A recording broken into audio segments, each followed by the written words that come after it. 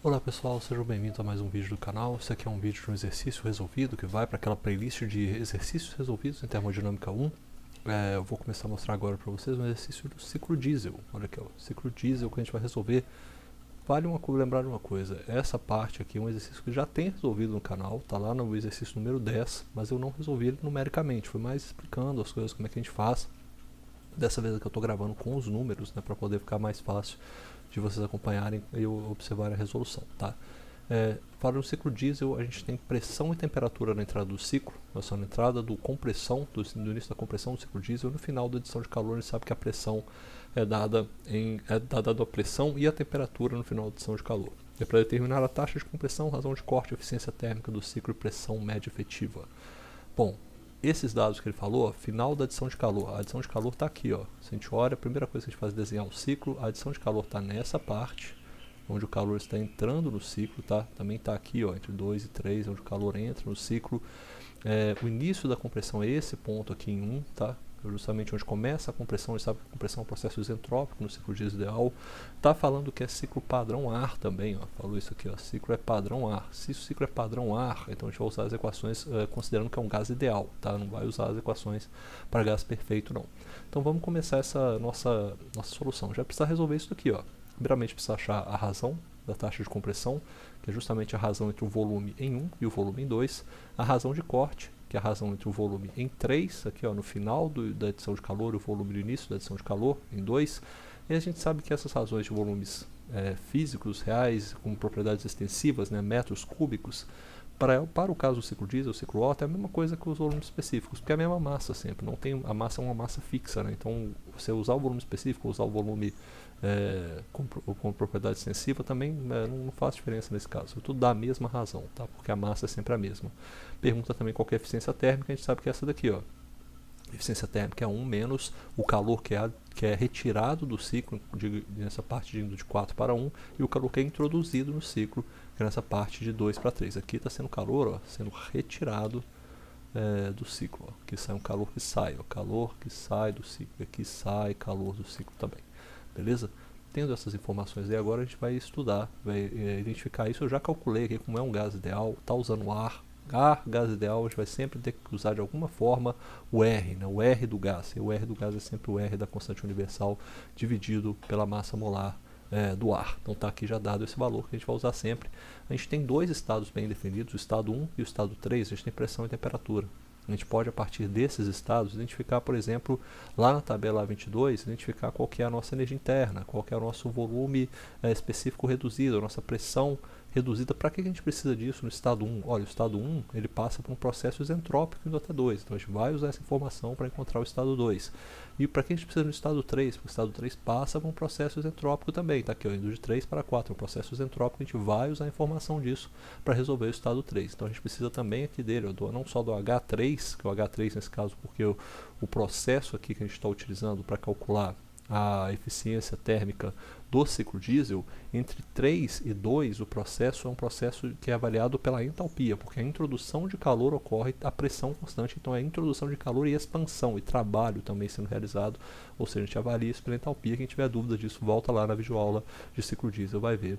Então, tendo essa informação aí, a gente sabe que é essa fórmula que a gente vai utilizar. A gente vai precisar da entalpia em 3, da energia interna em 1. Ou seja, em 3 aqui, ó, já peguei a entalpia, em 1 já peguei a energia interna que a gente vai usar. Como é que eu identifico agora os dados que eu vou precisar na parte 3, o estado 3 e o estado 4? Olha, eu sei que eu tenho um certo processo que está acontecendo. Eu até marquei ele aqui já, ó.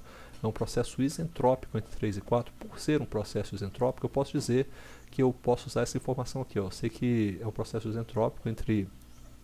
Eu tenho um processo, quer dizer, um processo que entre 2 e 1 é um processo isentrópico, é uma compressão isentrópica, está vendo aqui ó, pelo ciclo desenhado aqui no diagrama PV e também no diagrama TS, é um processo isentrópico que está acontecendo. Eu sei que eu tenho essa informação aqui, ó, a pressão em 1, a pressão em 2 sobre a pressão em 1, ela tem que ser igual a PR2 sobre PR1. A gente sabe disso daqui, as pressões reduzidas têm que ser iguais, né? Tem que ser a mesma razão da razão de pressões quando o processo é isentrópico. Qual que é a grande vantagem aqui? Eu não tenho PR2, eu não sei qual que é o PR2, mas o processo do ciclo diesel me garante que PR2 é igual a PR3, a P3. Quer dizer, a pressão em 2 é igual a pressão em 3, porque a adição de calor é a pressão constante. Então eu posso substituir essa informação aqui. E aí vai virar isso daqui, ó. P3 sobre P1 é igual a PR2 sobre PR1. E o PR1 eu sei qual que é. Então eu posso escrever o meu PR2 dessa forma aqui, ó. PR2 ele é igual a P3 sobre P1 multiplicado por PR1. E eu tenho todas essas informações. Eu vou até trazer o Python aqui que ele vai me ajudar a achar essas informações agora. Eu estava olhando outra coisa, quer ver? Eu vou colocar aqui agora o Python aqui pra gente. Esse aqui, ó. Esse Python aqui vai ajudar a gente a resolver isso agora. Porque eu tenho P3, a pressão em 3 é igual a 7.200 kPa, porque é justamente essa pressão aqui, ó, que é dada em 7,2 megapascal, isso é 7.200 kPa. 7.200 kPa dividido por 95 kPa, que é a pressão em 1. E eu sei que ele tem também o PR1, né? O PR1 já calculei ele aqui já também, ó. O PR1, que eu escrevi ele PR2 errado, tá? Mas é o PR1. O PR1 ele tem esse valor dado, tabelado também para gases ideais, que é igual a... Então vou multiplicar ele aqui na frente, ó, a 1.3860. Para o ar como gás ideal a gente tem esse valor de PR e depende somente da temperatura. Então a gente consegue achar isso daí. O nosso PR2 é 105,044. Tá aí, tá bom. Então esse PR2 ele é igual a 105,44. É um valor adimensional mesmo. Tá? Vou abrir um espaço aqui porque eu vou escrever o estado, como eu estou escrevendo o estado 2 aqui agora, eu vou escrever o estado 4 do lado dele. Tá? Então agora que eu tenho PR2, eu posso ir lá e buscar na minha tabela termodinâmica, né? Buscar para esse valor de PR2, para esse PR2 igual a 105,44, qual é a temperatura em 2, ou mais precisamente eu nem preciso da temperatura em 2 para falar a verdade, eu preciso disso aqui, ó. Qual é a entalpia em 2? Eu preciso saber da entalpia em 2, porque a entalpia em 2 é que vai me dar esse valor aqui, ó. Vai me dar esse valor que vai me ajudar a resolver a minha eficiência, certo? Mas eu vou acabar precisando da temperatura em 2 também, porque eu vou ter que calcular. Bom, se eu precisar da temperatura em 2, é bom que eu tenha ela, né? Mas não é meio que intermediário isso aí. Vamos lá achar esse 105,44, tá? Deixa eu ver aqui. O 105,44, é só conferir aqui de novo. 105,04, olha, eu estava escrevendo coisa errada. 105,04. Então vou botar aqui 105,04. Olha, para esse valor aqui de 105,04, eu vou achar agora o T2. Cadê a minha tabelinha? Tá aqui, ó. Tabela de gases ideais. Bom, eu tenho que buscar nessa tabela aqui agora, onde que eu tenho esse PR igual a 105. Não é nessa região, tá por aqui então. 105,2, meu Deus, tá quase, hein? 105,2, eu tenho a temperatura de 980 Kelvin, né? Na verdade 105,2, 105,04 está um pouquinho abaixo disso, então eu vou falar, vou falar que é 979, tá bom? 979 Kelvin, vou falar que é H2, qual é T2, então vou botar primeiramente a temperatura em 2. A gente tem uma temperatura em 2 que eu vou falar que ela é, temperatura em 2 é aproximadamente 979 Kelvin, beleza. Então tem essa temperatura em 2, a temperatura do ponto 2. Agora que eu sei essa temperatura do ponto 2, eu posso buscar a minha entalpia em 2. Ó.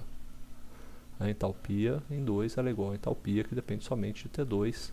E aí eu vou falar que a minha entalpia em 2 ela é igual, deixa eu buscar o valor dela aqui. Será que estava em 980 mesmo? Era esse valor aqui. A entalpia é essa terceira coluna, é a primeira coluna na verdade, né? Entalpia é essa primeira coluna, então era 1023.25, um pouquinho abaixo disso. Vou botar 1022,25, tá? Vai ver que é 1022,5 kilojoules por quilograma. Tá aí, beleza, essa é a minha entalpia em 2. Achei a minha entalpia em 2, mais um passo para resolver. Eu tendo a pressão em 2 e a temperatura em 2, eu posso resolver isso aqui também, o meu volume específico em 2, se eu precisar, porque provavelmente pode ser que eu precise, o R de T2 dividido por P2. Que eu sei a pressão, eu já vou até resolver essa parte aqui também. Eu poderia resolver até para pressão em 1, para pressão em 3. A gente vai acabar usando esses volumes aí alguma hora, tá? Então eu vou resolver essa parte aqui também. Eu vou colocar aqui ó, o meu volume vai ser o que? Deixa eu ver qual que é o valor do R aqui em cima. É R. Opa, é aqui, ó. R 0.287 multiplicado pela temperatura. A temperatura que eu tenho em 2, ela é de 979. Eu divido pela pressão, que a pressão dele é a mesma pressão que eu tenho lá no P3, então é 7.000. Isso aí tem kilojoules por quilograma, né? 7.200 kPa. Isso aí vai dar, deixa eu ver se faz sentido esse volume. O volume em 3 é igual a... Tá, vou anotar isso aqui, né? Porque, olha só, eu tenho essa questão, né? Que eu estou em kilojoules, as unidades, né? Pensando nas unidades aqui para baixo, ó. Eu estou aqui falando de algo que está em kilojoules por quilograma Kelvin, está multiplicando por Kelvin. Aqui embaixo eu tenho kilonewton por metro quadrado, certo? Nesse caso aqui, então, eu estou cortando esse Kelvin, ó. Eu estou cortando esse Kelvin com esse Kelvin. Eu estou... esse Joule aqui é a mesma coisa que Newton vezes metro. Então, quando eu jogar eu vou cortar os newtons, né? Newton corta com corta, que eu tenho 10 a 3 com 10 a 3, o quilo corta com quilo. Esse m ao quadrado que está dividindo aqui embaixo, ele passa multiplicando, então vai sair igual a metro... Não, que é o quilo que eu falei que cortou, o kilojoule, o kilonewton, tá? Então, esse quilograma permanece. Então, fica metro cúbico por quilograma, ou seja, a unidade está correta, vai sair a unidade correta sem precisar de conversar ninguém com ninguém. Então, acabou que saiu 0,0339 metros cúbicos por quilograma. Vou fazer a mesma coisa para o 3 e para 1. Quer ver? Eu já tenho esses dados aqui mesmo. A mesma coisa para o 3. Já tenho aqui a pressão, a temperatura dele é igual a 300 Kelvin. Eu vou fazer para o 2 primeiro. Para o volume específico em 1 primeiro. Vai ser isso aqui dividido por 95. Vai dar 0,9. 0,9063. 0,9063 metros cúbicos por quilograma. E para esse ponto aqui agora, que eu tenho essa pressão e temperatura também, eu já vou colocar o meu volume específico em 3, que é igual a RT3 sobre P3. Isso aqui vai ser igual a 2150, 0,0857. 0,0857. 3, né? Tem um 3 ali no final, tá bom. Metros cúbicos por quilograma. Tá aí, já tenho quase todos os estados são definidos. Eu defini o estado 1, 2, 3, agora falta o estado 4. O estado 4 eu tenho a informação de que o meu volume em 4 é igual ao volume em 1.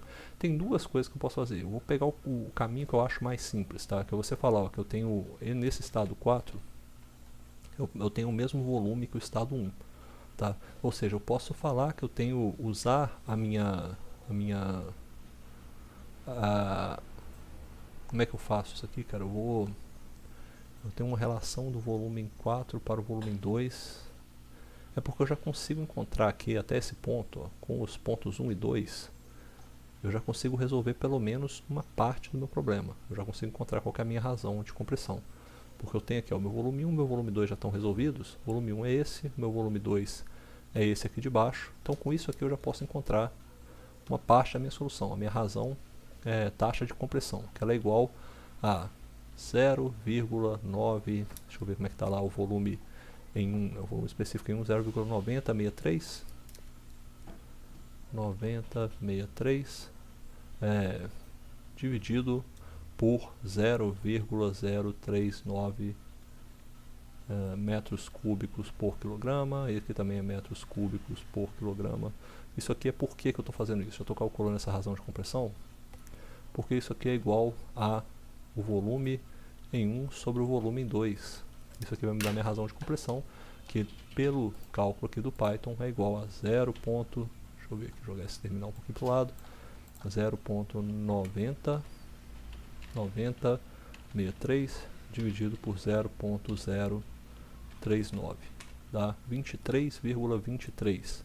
Essa é uma aproximação, tá? Aproximando esse cálculo é 23,23 é igual a 23,23, que é a minha razão de 23,24, tá? 24, tá aqui, ó. qualquer coisa próximo disso aí, porque eu fiz a aproximação no estado 2, então principalmente nesse ponto aqui, ó, nesse ponto aqui tem uma bela de uma aproximação, então assim, talvez esteja um pouquinho fora do que era para ser, mas tá bom, a 23 aí é uma taxa de compressão que a gente precisaria achar. E eu também consigo achar minha taxa de corte, tá? Porque eu já tenho a minha taxa de corte também, o RC, que é igual a V3 sobre V2. E nesse caso aqui a gente tem o V2, que é igual a 0,039 metros cúbicos por quilograma. E a gente pode dizer também o nosso V3, que ele é igual a 0,0857.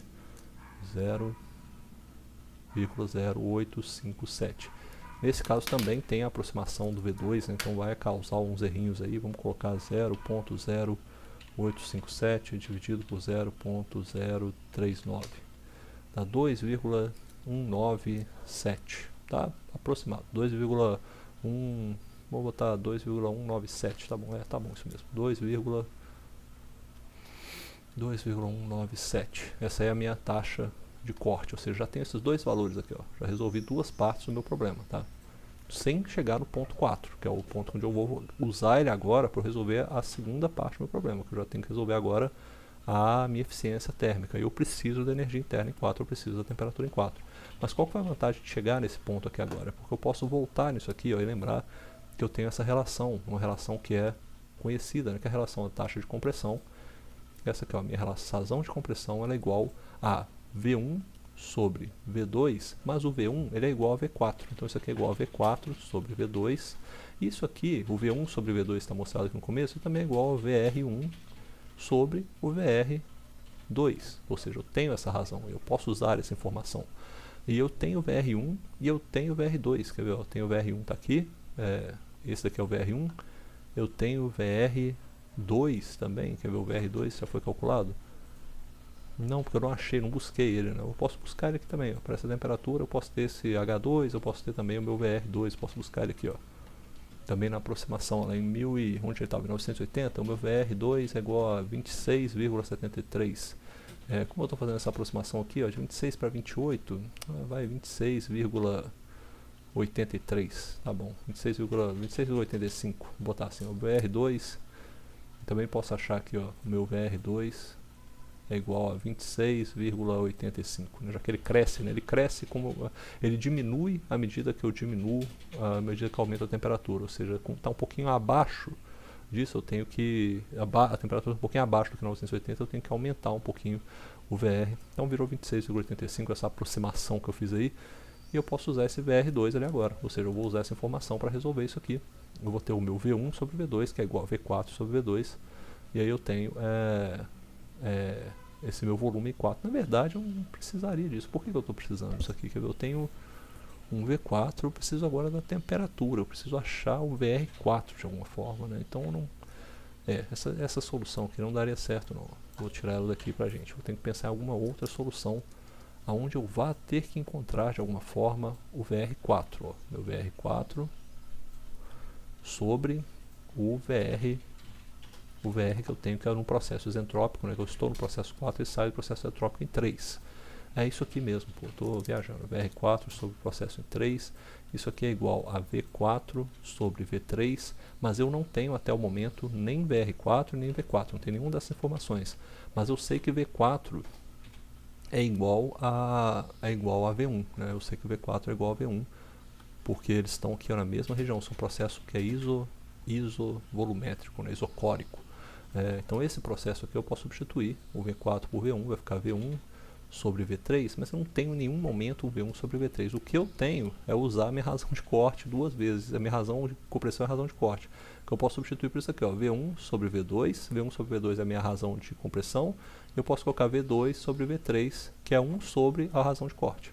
Ou seja, dessa forma aqui eu fico com VR4, que é o que eu quero descobrir, porque daí eu consigo encontrar a temperatura em 4, aí eu consigo encontrar as informações em 4, é igual a esse termo aqui, ó, vamos lembrar, esse termo aqui é o R, e esse termo aqui é o 1 sobre a razão de corte. Então eu consigo resolver esse problema colocando esse VR4, vai ser o VR4 é igual a razão de compressão sobre a razão de corte multiplicado pelo VR3. Beleza, agora valeu o VR3, eu sei qual que é, porque ele está aqui em cima, ó. VR3. Então eu vou colocar ele aqui agora pra gente. Vai ser, ó, o VR3 é 2.175.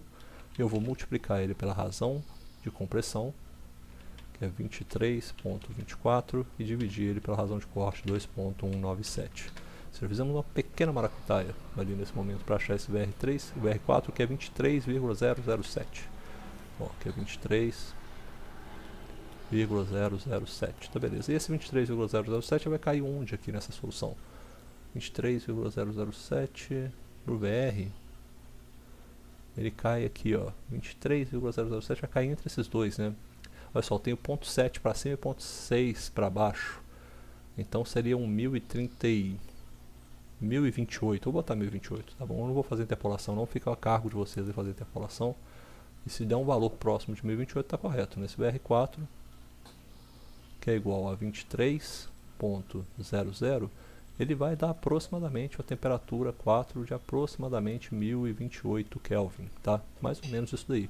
Seria próximo a essa temperatura de 1024 Kelvin, tá? Eu acho que seria isso, porque ele estaria um pouquinho mais para... Deixa eu ver de novo aqui, ó, 1024. Olha, ele está com o VR23, ele está mais próximo, na verdade, do 1040, né, do que do 1020. Então eu joguei esses dois para baixo, vou jogar os dois para cima aqui. Então isso é uma interpolação bem feita, né? Você vê, estou interpolando aqui os negócios meio que no olho. Isso aqui vai dar igual a 1032 Kelvin, tá bom. 1032 Kelvin, deu essa aproximação aqui agora. Então eu posso usar essa temperatura de 1032 Kelvin para encontrar agora qual que é a minha energia interna em 4, que é igual a energia interna que depende somente de T4, e aí eu resolvo meu problema. Eu poderia continuar resolvendo coisa aqui, encontrar VR? Poderia, mas não me interessa, porque eu só quero encontrar a eficiência térmica, né? A eficiência térmica eu vou resolver dessa forma aqui agora. Vai ser a minha... Vamos lá, vamos colocar agora a eficiência térmica. Ela é igual a 1 menos o 4 menos o 1 dividido por H3 menos H2. É o que está lá em cima também. A gente resolveu dessa mesma forma aqui em cima, ó. 4 menos 1. E a gente só faltou agora, a gente tem quase todos os valores, só não tem o 4, né? O 4 vai ser aquele valor perto de 1032 ali que eu estou falando, perto dessa temperatura de 1032, que está mais ou menos intermediária entre esses dois aqui. E o U é a segunda coluna, ou seja, ele está aqui entre 776 e 793. Esse daí eu já não sei fazer não, viu? Eu vou... Como é que eu vou fazer isso aí? 776 e 793, 4 ali também, 85. Eu vou chutar que isso aí, cara, vai dar uns 785, sei lá, Joule. Vai dar uma coisa assim, 785, 786, tá um pouco mais próximo, né, de 1040. Eu vou chutar 786 aqui então para ele. Eu vou falar que esse U4 ele é aproximadamente, ó, tá aqui, ó, o 4, ele é aproximadamente 786 kJ por quilograma, beleza? E esse daí vai ser o valor que a gente vai utilizar. Com essas soluções, eu vou só substituir os valores aqui na minha calculadora, meu Python aqui, ó, pá, vamos lá agora, vai dar 1 menos, aí eu vou botar agora 786 menos, agora eu vejo o 1 está aqui em cima, ó. O 1 é 214,07, o único valor que a gente realmente calculou bonitinho aqui, 214,07. Isso aqui vai dividir pelo H3 menos H2, sendo que o H3 ele é 244, 2440.3, ele é alto, né? E o meu H2, deixa eu ver o H2. O H2 eu não esqueci de buscar ele. Não, o H2 é 1022.05. 1022.5. Beleza. Nos dá uma eficiência térmica de 59%. Tá bom pra caramba, né? 59,7%. Aí, ó. Mais ou menos. Vou botar aqui o valor. Eficiência térmica mais ou menos de 59,7%. Beleza? Fica então essa solução aí. Faltou a pressão média efetiva. A pressão média efetiva é só isso aqui, ó. É um cálculo que faltou lá, mas a pressão média efetiva ela é igual ao trabalho do ciclo, né? É o trabalho que você conseguiu do ciclo, que é justamente assim, o calor que entra, né? O calor que entra, que vai ser o calor que entra entre 3 e 2, de 2 para 3, menos o calor que sai de 4 para 1, dividido pelo volume específico, né? Você pode ter o volume, botar aqui o volume específico aqui que você tem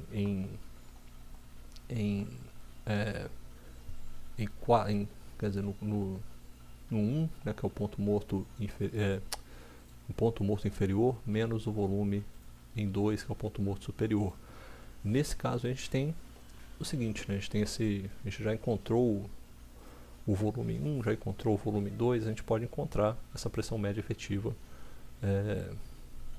até com uma certa tranquilidade. Mas a gente não tem informação ainda, né? A gente não tem informação da massa que a gente tem aí dentro. Então talvez ficasse meio difícil de calcular esse V aqui agora, pensando um pouco nessa situação, né? Teria que ter uma divisão pela massa. Como é que eu vou fazer essa divisão pela massa? Eu vou ter que ter o trabalho do ciclo. É que eu estou pensando isso aqui agora, só que eu tenho essa pressão média efetiva era um resultado que dá em kPa, né? A pressão média efetiva era um resultado em kPa. Aqui embaixo eu vou ter algo que vai ser o que? Metros cúbicos por quilograma. E aqui em cima eu tenho quilojoules. Ah, não. É porque aqui em cima eu tenho quilojoules, ó. Mas eu também não tenho quilojoules nas minhas soluções. Eu tenho os H's, o H, né? H menos H aqui, isso tudo aqui é quilojoule por quilograma também. Entendi o que dá. Eu vou mostrar pra vocês qual que é a maluquice que tem aqui, ó. Eu tava confundindo por causa da unidade, tá? Mas é isso aqui. A gente não tem esse valor aqui exatamente, né? A gente tem, na verdade, se a gente joga esse H3 menos H2, a gente está na verdade achando isso aqui, ó. É o calor trocado em 2,3 dividido pela massa, tá? Ou seja, seria H2 menos H3, por quê? Porque o H é quilojoule por quilograma. Isso aqui também, menos o calor trocado de 4 para 1 dividido pela massa, isso aí dá em quilojoule por quilograma. E aí você divide isso daqui, ó, por V1 menos V2. Isso é o que? Vai ser metros cúbicos por quilograma. Isso aqui é quilojoule por quilograma dividido por metro cúbico. Quilojoule, como é que é? Fica quilojoule por quilograma dividido por metro cúbico por quilograma. Quilograma corta, vai virar isso aqui, ó. Vai virar essa parte aqui, ó. Vou escrever aqui para vocês, ó. Nas unidades vai ficar isso aqui, ó. Quilojoules por quilograma. Embaixo vai estar metro cúbico por quilograma. Só que o quilograma corta, né? Corta esses dois aqui, ó. E o quilojoule com metro cúbico? Olha, quilojoule com metro cúbico é isso aqui, ó. Quilojoule é igual a quilonewton vezes metro. Isso aqui dividido por metro cúbico dá o quê? Dá quilojoule por metro quadrado. É só quilonewton por metro quadrado. Aí dá exatamente quilopascal, né? Essa unidade, então, o final dela vai ser em quilopascal. Já identificamos isso daí. E essa pressão aqui é simplesmente eu calcular, então, a pressão média efetiva. Ela é igual a esse calor trocado de 2 para 3. Vamos colocar ele aqui então pra gente. Esse é o calor trocado de 2 para 3. Ele é justamente esse calor que estava aqui embaixo, né? Olha, calor que é trocado de 2 para 3. Eu vou copiar isso aqui porque é a mesma coisa. Dividido por isso aqui, menos isso daqui. Menos isso daqui. Que é o calor que é perdido, né? Entre 4 e 1. Isso aqui eu vou fechar um parênteses, olha só. Esse primeiro parênteses que eu tenho aí é justamente o calor trocado entre 3 e 2, que está aqui embaixo, ó, que estava na fração do cálculo da eficiência térmica. E o calor que é perdido, que é de 4 e 1, é justamente esse calor que estava aqui em cima, né, na parte da eficiência térmica. Isso daqui eu vou dividir pela diferença de volumes específicos que eu tenho aqui em cima.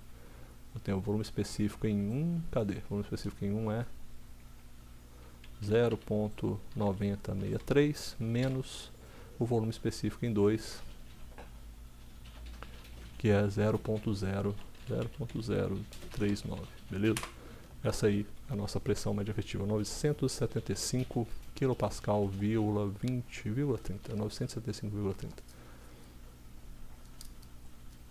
Ó, 975,30 kPa.